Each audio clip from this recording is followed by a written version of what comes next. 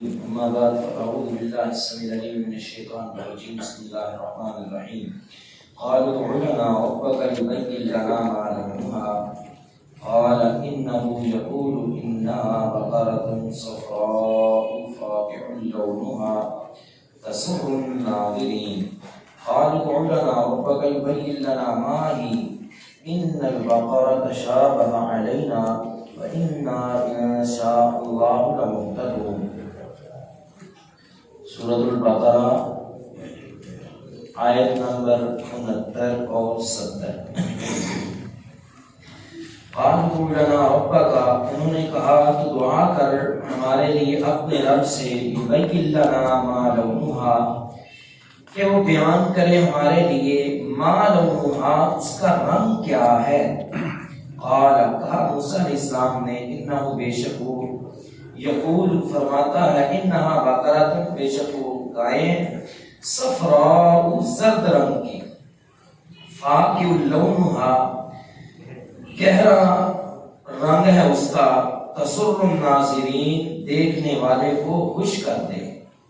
قالوا ادع لنا، انہوں نے کہا تو دعا کر ہمارے لیے، ربک اپنے رب سے، یبین لنا کہ وہ بیان کرے ہمارے لیے، ما ہی کہ وہ کیسی ہے، ان البقرہ بے شک گائیں، تشابہ علینا مشتبہ ہو گئی ہے ہم پر، وَإِنَّا اور بے شک ہم، انشاء اللہ اگر اللہ نے چاہا، لمہتدون تو منزل مقصود تک پہنچ جائیں گے۔ دہرانے، قالوا ادع لنا، انہوں نے کہا تو دعا کر ہمارے لیے، ربک اپنے رب سے، یبین لنا کہ وہ بیان کرے ہمارے لیے، ما لونھا اس کا رنگ کیا ہے۔ قال، کہا موسیٰ علیہ السلام نے، انہ یقول بے شک وہ فرماتا ہے، انہا بقرۃ بے شک وہ گائیں، صفراء زرد رنگ کی، فاقع گہرا ہے، لونھا اس کا رنگ، تسر الناظرین اچھی لگتی ہے دیکھنے والوں کو۔ قالوا ادع لنا، انہوں نے کہا تو دعا کر ہمارے لیے، ربک اپنے رب سے، یبین لنا کہ وہ واضح کرے ہمارے لیے، ما ہی کہ وہ کیسی ہے، ان البقرہ بے شک گائیں، تشابہ علینا ہم پہ مشتبہ ہو گئی ہے، وَإِنَّا اور بے شک ہم، انشاء اللہ اگر اللہ نے چاہا، لمہتدون تو ضرور ہدایت پا جائیں گے۔ یہ بھی بنی اسرائیل کا قصہ اللہ تعالیٰ نے بیان فرمایا، اور اس میں بقرۃ آپ نے سنا۔ اس سورت کا نام بھی بقرہ ہے، سورۃ البقرہ کیوں ہے؟ اسی واقعے کی وجہ سے، کیونکہ اس میں گائے کا ذکر ہے، گائے کا واقعہ موجود ہے، اسی وجہ سے اسے سورۃ البقرہ کہتے ہیں۔ گائے کا قصہ کیا تھا؟ جیسا کہ ہم نے پچھلی نشست میں عرض کیا کہ بھتیجے نے اپنے چچا کو یا چچا کے بیٹے کو قتل کر دیا، اور جو لاش تھی وہ مخالفوں کے دروازے یا ان کے قریب پھینک دی اور ان پہ قتل کا الزام لگا دیا۔ اب مقدمہ حضرت موسیٰ علیہ السلام کے پاس آیا، موسیٰ علیہ السلام نے فرمایا گائے ذبح کرو، وہ گائے ذبح نہیں کرنا چاہ رہے تھے۔ گائیں کیوں نہیں ذبح کرنا چاہ رہے تھے؟ اس کی ایک وجہ تو یہ ہے کہ گائے کو وہ بڑا مقدس جانتے تھے، اس وجہ سے وہ گائے کو ذبح نہیں کرنا چاہتے تھے۔ دوسری وجہ کہ ان کی یہ عادت تھی اپنے پیغمبر کی نافرمانی کرنا، نافرمانی کے لیے وہ ہیلے بہانے تراشتے رہتے تھے۔ یہ وجہ تھی ان کی گائیں نہ ذبح کرنے کی، اور یہی وجہ تھی کہ بار بار وہ سوال کرتے رہے اور بار بار وہ ہنستے رہے۔ جب انہوں نے پوچھا کہ گائیں کیسی ہو، حضرت موسیٰ علیہ السلام نے وضاحت کر دی، انہا بقرۃ لا فارض ولا بکر، اللہ تعالیٰ فرماتے ہیں کہ وہ گائیں نہ بوڑھی ہو نہ بچی ہو، اوان وہ جوان ہو، بین ذالک اس کے درمیان، ففعلوا ما تؤمرون، اب جو تمہیں حکم دیا گیا ہے اسے فوراً پورا کرو۔ چاہیے تو یہ تھا کہ وہ حکم کو پورا کرتے، کوئی بھی گائیں لیتے ذبح کرتے، وہ نہیں کر سکے، اب وہ گائیں تلاش کرتے، کوئی بھی ہوتی جو جوان ہوتی، نہ بچی ہوتی نہ بوڑھی ہوتی، ذبح کرتے، اس کا گوشت جو ہے وہ میت کو لگاتے تو قاتل کا پتہ چل جاتا۔ تیسری وجہ یہ بھی ہے کہ وہ کیوں نہیں یہ کرنا چاہتے تھے، کیونکہ ان کو معلوم تھا کہ قاتل ہم میں سے ہی ہے۔ توجہ ہے نا، بات کی سمجھ آ رہی ہے نا؟ کیوں نہیں وہ گائے ذبح کرنا چاہتے تھے؟ تیسری وجہ یہ ہے، ان کو معلوم تھا کہ قاتل ہم میں سے ہی ہے، اگر گائیں ذبح کی، گوشت لگایا، میت بول پڑی تو یہ تو بڑی بدنامی ہوگی۔ یہ بھی ایک وجہ تھی ان کی گائیں نہ ذبح کرنے کی اور سوال پہ سوال کرنے کی۔ حضرت موسیٰ علیہ السلام نے فرمایا فَفْعَلُوا مَا تُؤْمَرُونَ، اب جو تمہیں حکم دیا گیا فوراً پورا کر دو۔ اگر یہ فوراً پورا کر دیتے ہو سکتا تب بھی تھوڑی بہت بچت ہو جاتی، لیکن پھر انہوں نے نہیں کیا، کیونکہ ان کی فطرت میں یہ بات شامل تھی، انکار، نافرمانی، اڑگرمی۔ اور آپ کو پتہ ہے کہ اگر بندے کا کام کرنے کا ارادہ ہونا، تھوڑا سا کام بتا دیا جائے وہ خود ہی کتنا زیادہ کر لیتا ہے۔ اگر نہ کرنے کا ارادہ ہونا، یہاں سے کہیں گے بھائی ہمیں کوئی تھوڑی سی بازار سے چیز لا دو، یہیں 7-8 بہانے لگا دے گا، میرے کو گڈی کوئی نہیں، گڈی آدھی پنچر ہے، گڈی پرانے کھڑی ہے، پہلے میرے کو جایا نہیں جاتا، بخار ہے، طرح طرح کے بہانے لگا دے گا۔ اگر نہیں کرنا تو طرح طرح کی باتیں، آپ کو چیز کی کیا ضرورت ہے، اگر فلاں چیز سے کام چل جائے گا، فلاں ایسے ہو جائے تو کام نمٹ جائے گا، طرح طرح کے سوال اور اعتراضات، اور اس طرح کی کیوں کام جو نہیں کرنا۔ حضرت موسیٰ علیہ السلام کو پتا تھا کہ انہوں نے پھر سستی دکھلانی ہے، فرمایا فَفْعَلُوا مَا تُؤْمَرُونَ، جو تمہیں حکم دیا گیا ہے اس کو پورا کرو۔ کیوں؟ کیونکہ اللہ کے حکم کو پورا کرنے یا اس کے پیغمبر کے حکم کو پورا کرنے میں بڑے ہی فوائد ہوتے ہیں۔ اور دیکھیں ایک طرف یہ حضرت موسیٰ علیہ السلام کے ساتھی ہیں، دوسری طرف ہم دیکھتے جا رہے ہیں ساتھ ساتھ رسول اللہ صلی اللہ علیہ وسلم کے ساتھیوں کو بھی۔ آپ علیہ السلام خطبہ ارشاد فرما رہے ہیں، اجلسوا یا صحابی، میرے صحابہ بیٹھ جاؤ۔ عبداللہ بن مسعود رضی اللہ عنہ راستے میں یعنی مسجد میں نہیں پہنچے، باہر آواز پڑ گئی کانوں میں، وہیں پہ بیٹھ گئے۔ اللہ اکبر، یہ بھی نہیں سوچا کہ اللہ کے نبی کسے کہہ رہے ہیں، شاید مسجد میں جو کھڑے صحابہ ان کو کہہ رہے ہیں، وہیں پہ بیٹھ گئے۔ بعدوں نے پوچھا بھی یا عبداللہ آپ یہیں پہ بیٹھ گئے ہیں، کم از کم مسجد تک چلے جاتے۔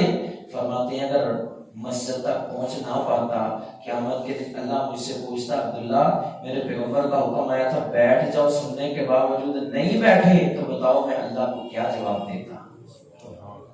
اللہ فَفْعَلُوا مَا تُؤْمَرُونَ، کرو جو تمہیں حکم دیا گیا ہے۔ مجھے یاد آیا نبی کا حکم ماننے میں کس قدر فوائد ہیں۔ یہ حدیث جامع ترمذی میں جمعے کے باب میں امام ترمذی لائے ہیں، جمعے کے باب میں کوئی باب اس طرح کا قائم کیا ہے کہ جمعے کے دن کیا بندہ سفر کر سکتا ہے کہ نہیں۔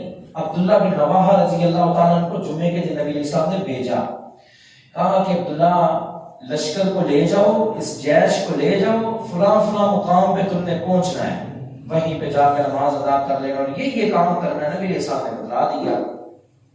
بڑی مزے کی حدیث ہے سننے والی۔ اب عبداللہ بن رواحہ رضی اللہ تعالیٰ کے دل میں ایک بات تھی کہ آج دن کون سا ہے؟ بولے شابش، کون سا دن ہے؟ شہر کون سا ہے؟ کون سا ہے؟ مسجد کون سی ہے؟ مسجد نبی۔ جمعہ کس نے پڑھانا ہے؟ اللہ اکبر، کتنی زیادہ فضیلتیں۔ ان کا دل کیا کہ میرے پاس سواری اچھی ہے، میں تیز چلا جاؤں گا، مجھے پریشانی کوئی نہیں۔ مدینہ اور مدینہ میں مسجد نبوی اور مسجد نبوی میں ایک نماز پڑھے اللہ کریم کتنی نمازوں کا ثواب دیتے ہیں؟ 1000. کتنی؟ 1000 والی روایت ہے، 50,000 والی کوئی نہیں. مسجد نبوی میں اگر مشہور یہی ہے 50,000، لیکن کوئی نہیں، 1000 والی روایت صحیح ہے. اگر بیت اللہ میں نماز پڑھیں ایک نماز تو وہاں پہ 1,00,000 نماز کا ثواب ہے، جبکہ مسجد نبوی میں اگر پڑھیں تو ایک نماز اللہ 1000 نماز کا ثواب دیتے ہیں. اتنی نمازوں کا. اور پھر نماز بھی کس کے پیچھے؟ اللہ اکبر، نبی علیہ السلام کے پیچھے نماز. اور نماز بھی پھر کون سی؟ جمعے کی نماز. اور جس نماز کے لیے اگر بندہ وضو کر کے غسل کر کے ٹائم پہ جائے، ایک ایک قدم کے بدلے میں اللہ کریم 1 سال کے روزے اور 1 سال کی نمازوں کا ثواب عطا فرماتے ہیں. یہ تو اس نماز کا ذکر ہے جو جمعہ آپ ڈگری باغ میں پڑھتے ہیں، میر صاحب کی مسجد میں، پنڈائک والی عیدگاہ والی مسجد میں صدقے اور قربان جائیں. جو جمعہ مسجد نبوی میں پڑھا جائے گا اس کی فضیلت کتنی ہوگی، خواہش کتنی اچھی تھی، نیت کتنی اچھی تھی عبداللہ کی. میں یہاں پہ رکتا ہوں، سواری میری تیز ہے، میں نبی علیہ السلام کے پیچھے جمعہ پڑھوں گا. پتہ نہیں اس مہم سے واپس آیا جاتا ہے کہ نہیں، پتہ نہیں تمہارا دیدار ہوتا ہے کہ نہیں. چلو جاتے ہوئے کہ جمعہ ہی صحیح، دیدار ہی صحیح، جمعہ پڑھ کے دیدار کر کے میں فوراً وہاں پہ پہنچ جاؤں گا. اب عبداللہ یہاں پہ رک گئے، باقی جو لشکر تھا وہ چلا گیا، روانہ ہو گیا. اب رسول اللہ صلی اللہ علیہ وسلم نے جب جمعہ پڑھایا، جمعے کے بعد دیکھا عبداللہ یہاں پہ ہے. عبداللہ ادھر آؤ. جی اللہ کے نبی تمہیں بھیجا تھا، صبح کے وقت تم نے نکلنا ہے، روانہ ہونا ہے، باقی ساتھی تمہارے چلے گئے ہیں، تم یہاں پہ کیوں رکے ہو؟ اللہ کے نبی میری سواری تیز تھی، میں نے سوچا یہاں پہ رکتا ہوں، آپ کے پیچھے جمعہ پڑھوں گا، مسجد نبوی میں جمعہ پڑھوں گا، فضیلت زیادہ مل جائے گی، آپ کو دیکھنے کا ثواب زیادہ مل جائے گا. اب جواب سنیں، جواب فَفَعَلُوا مَا تُؤْمَرُونَ کی تفسیر کر رہے ہیں، کرو جو تمہیں حکم دیا گیا ہے. نبی علیہ السلام نے فرمایا یا عبداللہ لو انفقت ما فی الارض جميعا ما ادرکت فضل غدوتهم. اے عبداللہ میرا حکم مان کے کچھ لوگ صبح کو روانہ ہو گئے ہیں، تم نے میرا حکم نہیں مانا، جمعہ یہاں پہ پڑھا ہے، مسجد نبوی میں پڑھا ہے، مدینہ شریف میں پڑھا ہے، لیکن کل قیامت کے دن جب فضیلت کی باری آئے گی، اگر تمہیں ساری زمین بھر کے سونا دے دیا جائے، چاندی دے دی جائے، ہیرے جواہرات دے دیے جائیں، یہ اربوں خربوں اور پتہ نہیں کتنے کی یہ ساری پراپرٹیاں بنا کے بیچ دو، ساری قیمت اللہ کے راستے میں صدقہ کر دو، یہ ساری قیمت بیچنے کے باوجود، صدقے کے باوجود تم ان لوگوں کی عظمت کو نہیں پہنچ سکتے جو میرا حکم مان کے صبح کو روانہ ہو گئے تھے. اللہ اکبر. حضرت 1000 2000 صدقہ نہیں، 1,00,000 2 لاکھ، کروڑ 2 کروڑ صدقہ نہیں. لو انفقتا اگر تو خرچ کرے، ما فی الارض جو کچھ زمین میں ہے، جمیعاً سارے کا سارا، ما ادرکتا نہیں پہنچ سکتا، فضل غدوتہم ان کی فضیلت کو جو صبح کو روانہ ہو گئے ہیں. ہم کہتے ہیں کوئی بات نہیں، نبی علیہ السلام کا حکم ہی ہے نا، نبی علیہ السلام کا طریقہ ہی ہے نا، تو ضروری ہے اس پہ عمل کرنا. ہاں دیکھو کتنا ضروری ہے، ایک طرف تم زمین پر کے سب کچھ خرچ کر دو تب بھی تم اس کی فضیلت کو نہیں پہنچ سکتے. جو فضیلت اس کو ملے گی جس نے ایک حکم میرے پیغمبر کا مانا ہے. تو فرمایا فَفَعَلُوا مَا تُؤْمَرُونَ، جلدی جلدی تم پورا کرو جو تمہیں حکم دیا گیا ہے. اب پھر انہوں نے وہی حرکت کی، قَالُوا ادْعُ لَنَا رَبَّكَ، انہوں نے کہا تو دعا کر اپنے رب سے، يُبَيِّن لَنَا مَا لَوْنُهَا، کیونکہ اب جو جوان گائیں ہیں وہ بھی کہیں ہیں، کوئی سفید ہے، کوئی کالی ہے، کوئی براؤن ہے، کوئی زرد، کافی ساری ہیں. ہمیں یہ تو پتا چلے يُبَيِّن لَنَا مَا لَوْنُهَا اس کا رنگ کیسا ہے. پھر بیجا سوال کر دیا، بے فضول سوال جس کا توق کی کوئی نہیں، تعلق کی کوئی نہیں. اللہ اکبر. اور میں عرض کر رہا ہوں جب جب یہ سوال کرتے رہے تب تب یہ ہلاک ہوتے رہے. اور رسول اللہ صلی اللہ علیہ وسلم کی حدیث بھی پلے باندھ لیجئے. آپ نے فرمایا ضروری ما ترکتم، مجھے چھوڑ دو، جس حال میں جو کچھ میں نے تمہیں پہنچایا ہے اسی پہ گزارا کرو، مجھ سے بار بار سوال نہ کرو. انما اہلک الذین من قبلکم، جو تم سے پہلے لوگ ہلاک ہوئے تھے. کیوں ہلاک ہوئے تھے؟ کثرت سؤالہم واختلافہم علی انبیائہم. ایک جرم کا یہ تھا وہ اپنے انبیاء سے اختلاف کرتے تھے. دوسرا جرم یہ تھا کہ وہ بہت زیادہ سوال کیا کرتے تھے، بہت زیادہ سوال. آپ علیہ السلام نے فرمایا غور سے سن لو، اذا نہیتکم عن شیء فانتہوا، جب تمہیں کسی چیز سے مرو تو اس سے بعد آ جایا کرو. یہ نہ پوچھا کرو کیوں کیسے وجہ، بس نبی علیہ السلام نے فرما دیا منع تو منع. اور فرمایا وَإِذَا أَمَرْتُكُمْ بِهِ، جب میں تمہیں کسی چیز کا حکم دوں فَأْتُوا مِنْهُ مَا اسْتَطَعْتُمْ، جتنی طاقت ہے اسے پورا کرنے کی کوشش کرو، سوال نہ کرو. بھئی نبی علیہ السلام نے اونٹ کے گوشت کھانے کے بعد وضو کیا، وجہ کیوں، مقصد کیا ہے؟ بکری کا گوشت کھایا ہے، آپ علیہ السلام نے ایسی نماز پڑھا دی، کیوں؟ یہ کیوں نہیں کرنا. نبی علیہ السلام نے اونٹوں کے باڑے میں نماز پڑھنے سے منع کیا ہے، بکریوں کے باڑے میں آپ علیہ السلام نے نماز پڑھنے کی اجازت دی. کیوں نہیں؟ اللہ کے نبی کے حکم کے آگے کیوں چل سکتا؟ سوال ہی پیدا نہیں ہوتا. آپ علیہ السلام کا فرمان ہے کہ ان اللہ کرہ لکم، اللہ نے تمہارے لیے ناپسند کیا ہے کیا؟ قیل وقال وکثرت السؤال واضاعت المال، اللہ نے ناپسند کیا ہے کہ تم اپنے مالوں کو ضائع کرو اور تم فضول باتیں کرتے رہو. اور تیسری چیز وکثرت السؤال، بہت زیادہ سوال کرنے سے بچو، بہت زیادہ سوال مت کیا کرو، بہت زیادہ سوال نہیں کرنے. اسی وجہ سے تو تم سے پہلے لوگ جو ہے وہ ہلاک ہو گئے، برباد ہو گئے. ایک صحابی نبی علیہ السلام کے پاس ہے، اللہ کے نبی آپ نے فرمایا حج فرض ہے، افی کل عام، ہر سال فرض ہے. آپ علیہ السلام نے منہ پھیر لیا. انہوں نے دوسری طرف ہو کر پھر پوچھا افی کل عام، ہر سال فرض ہے. آپ علیہ السلام نے پھر منہ پھیر لیا.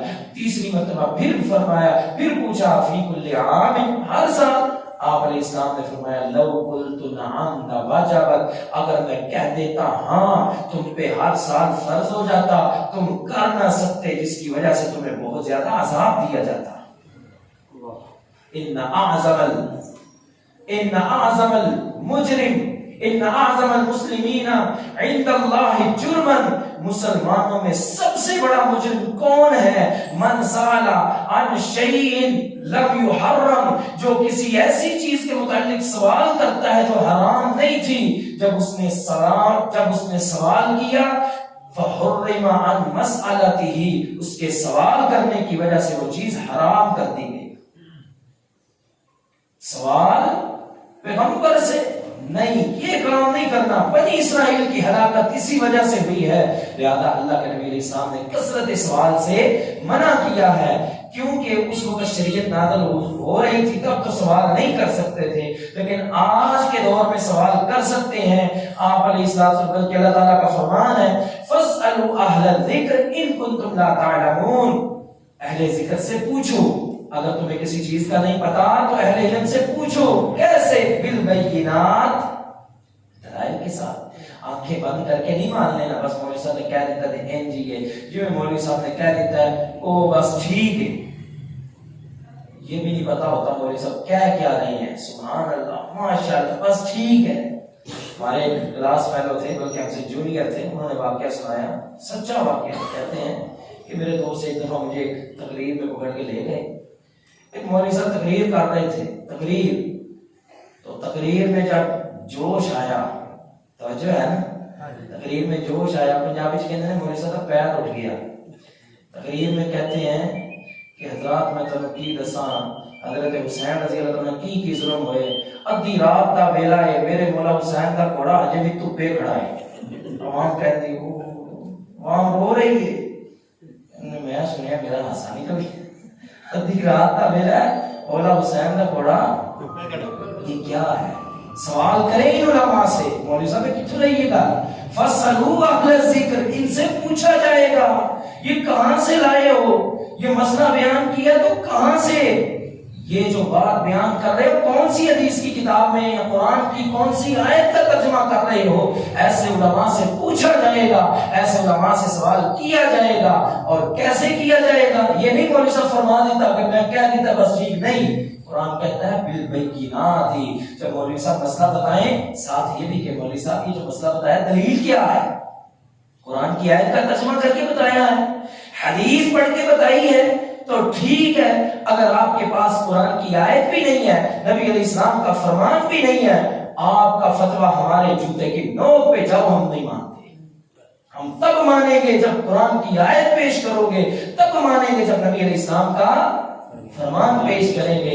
لیکن یہاں پہ اللہ کے لیے اللہ کے لیے اللہ کے لیے یہ بھی ذرا نوٹ کر لیں, آج کے دور میں سوالات تو کرنے جائز ہیں لیکن بے جا سوالات آج بھی جائز نہیں ہیں. لوگ سوال پتہ کیسے کرتے ہیں, اور جی مولوی صاحب ذرا دسیا جائے حضرت موسیٰ دی نانی دا کی نام ہے, کیا جواب دیں؟ وہ جڑی تسی واقعہ سنایا سی کیڑی انہیں دعا کیتی سی کہ اللہ بارش پا دے, وہ کیڑی مذکر سی کہ مؤنث سی؟ حضرت موسیٰ علیہ السلام طور پہاڑ تے گئے سن تے اللہ نے کہا سی فخلعنا علیک جتی لا دے, اور جتی گھوڑے دی کھال دی کہ کھوتے دی کھال دی سی؟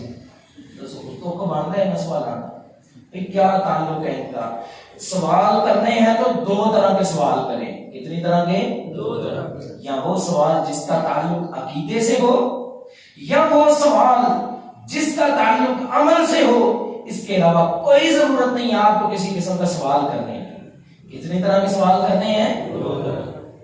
نمبر ایک جس کا تعلق عقیدے سے ہو, نمبر دو وہ سوال جس کا تعلق عمل سے ہو. جس کا تعلق عقیدے سے ہو, جس کا تعلق عمل سے ہو, وہ سوال کریں. ورنہ اگر سوال کرنے کی عادت پڑ گئی نا, آپ علیہ السلام کا فرمان ہے بندہ لا یزال الناس یسألون, لوگ سوال کرتے رہیں گے ماں قدا یہ کیا ہے, یہ کیا ہے, کرتے کرتے کرتے کرتے حتی یقول, یہاں تک کہ وہ یہ بھی کہہ اٹھیں گے اللہ خالق الناس, اللہ نے لوگوں کو پیدا کیا ہے. فمن خلق اللہ, بتاؤ اللہ کو کس نے پیدا کیا ہے؟ اگر تم کثرت سے سوال کرو گے تو فرمایا کہ اس طرح گمراہ ہو جاؤ گے, حتیٰ کہ سوال کی انتہا یہاں پہ جا پہنچے گی, یہاں پہ تمہارے سوال آئیں گے بتاؤ اللہ کو کس نے پیدا کیا ہے. لہذا سوال سے بچو, جو کام کے سوال ہے وہ کرو. اکثر لوگ سوال بھی پتہ کون سے کرتے ہیں.